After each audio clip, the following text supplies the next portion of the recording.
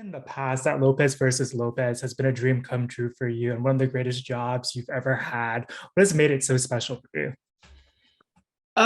Well, I think the start of it all is that, my whole career started on multicam and I was 18 years old and I did that from 18 to 21. And I honestly, I took it for granted. I didn't realize how lucky I was to have that job and the hours and the luxury of the schedule of what that job was. And so since that time, as I'm growing up, the more I've been like, God, I really want to get back to multicam.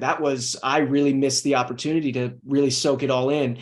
And so coming back to this, it was that kind of that gift of the second chance. And then to be able to work with people that I've grown up watching and people that I'm still currently watching on television, that's, why you do it. It's like every time we do a live taping at the end, we do a curtain call. And I always I take a second and I take a deep breath and I'm like, remember this, look at where you are, look at how long it got to be here, and do not take this for granted because it doesn't happen every day. Yeah, great answer. You've also said that when you started the series, they asked you what you wanted from your character, and your response was to be the polar opposite of every TV dad that we've seen, which we've seen unfold throughout the first season, especially in episode 9. Now that you've accomplished that, what else do you want to see from Quentin? So now I want to be the worst TV dad ever.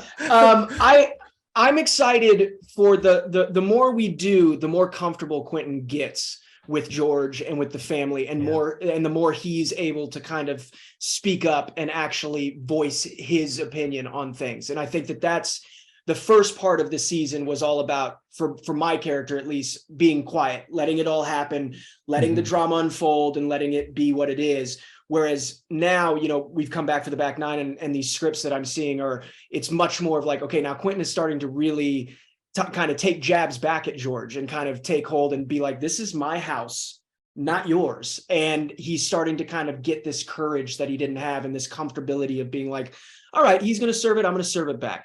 So that, I think, is the thing I'm most excited about, is just, I know come second season, third season, it's going to be this thing where him and George are going to be able to just go back and forth with insults. I mean, I have a list in my phone because George loves to call me different names of names that I'm going to call him at some point. And I can't wait for that day, because I literally have a list of like 15 names that I'm like, all right, writers, I'm ready. I've got a whole list of things I can call this guy. So that's exciting. This next question, but episode 10 is going to continue to focus on Quentin's relationship with George. How has that collaboration with George evolved over time, and what impact has it had on your craft? Well, at first I was terrified because it's George Lopez, and when you're around people that you grew up watching and stuff, especially when you're acting with them, it can be terrifying. And I at first was very kind of, I'm just going to be quiet, I'll let it happen. But he kind of welcomed me with open arms. He's the opposite to me that he is to Quentin on the show. And he gave me so much freedom to collaborate, and to, there would be times where I would just under my breath come up with a line and he'd be like, what'd you say? And I would say it again and he'd be like, use that, do that next. And being able to be given that kind of gift is very hard to find. So it's just been so surreal being a part of it. I wake up every day and I'm like, I can't believe this is what I get to go do. Yeah, it's such a fantastic story. It does such a great job balancing comedy with these more grounded moments. For you as actors, one more challenging than the other? And then also, how much of the finished product that we see on screen is scripted versus improv? Comedy is my bread and butter. I was born in it. I everything I've watched, I've learned from television, and that's kind of where I picked up from. And so drama is definitely a little tougher for me, just because I haven't really had that many opportunities to do it. And that was one of the things that when we took our break, I couldn't stop thanking the writers enough. They've given me so much material in the first 13 episodes that were things that I just always wanted to do in shows, but my character never really fit that role. And so I've gotten to do so many different things just in those first 13 episodes that I've always dreamed of doing on television. And as far as, what's scripted and what's improv, there's so many little one-liners that George saves until the taping day that ends up absolutely flooring everybody.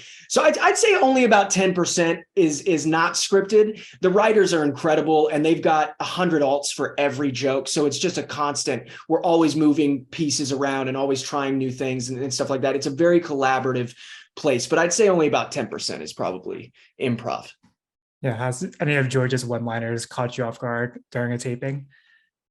The thing that catches me off guard the most is when he pretends to be disgusted and he does like like he's gonna throw up. He did it in the last episode we were doing. We were in front of the live audience, and he hadn't done it all week, and then just randomly did it in the scene, and I lost it because for some reason there's something so funny about the sound of somebody about to throw up, and George might be the king of doing it. So I think those are usually the best things that catch me off guard and just make me lose it.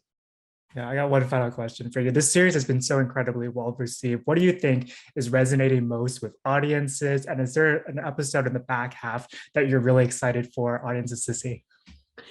I think that the thing that I think everybody has to realize is that every family is dysfunctional.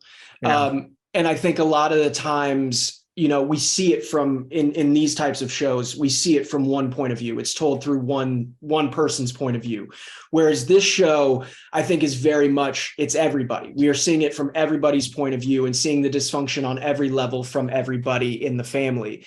And I think that's kind of different. So I think when people watch this show, they're seeing themselves in a little bit of everything. And it's also kind of raising the thing of like, all right, it's okay to talk about these things. If George Lopez is going to get on screen and let all his dirty laundry out, why can't I? And I think it's kind of just like a gateway of like, all right, you can have these conversations too. It's okay. And as far as the rest of the season, I've only gotten a couple of the scripts. We just finished this one. We have our cousins coming into town in this new one, and it is absolutely hilarious. And we have so many guest stars coming. Like, it's just, we are taking this back nine and we are running with it. And I'm so pumped.